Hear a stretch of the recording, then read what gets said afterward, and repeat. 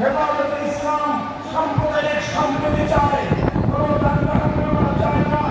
তবে একটা কথা মনে রাখতে হবে, হেফাজতে ইসলামের জন্ম এবং উত্থান হয়েছিল আল্লাহর জমিনে আল্লাহর পয়গম্বরের ইজ্জতের হেফাজতের ঘোষণা দেওয়ার জন্য। আল্লাহর পয়গম্বরের ইজ্জতের উপর আক্রমণকারী আমার নবীর উপর কটূক্তিকারীর জন্য সর্বোচ্চ শাস্তি মৃত্যুদণ্ডের আইন তৈরির দাবি নিয়ে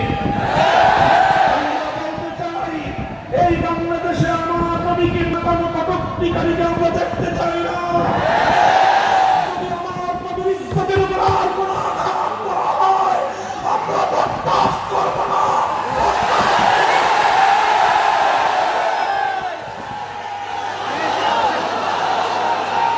হেফাজতে ইসলাম বাংলাদেশের সবচেয়ে বেশি মজলুম সংগঠন।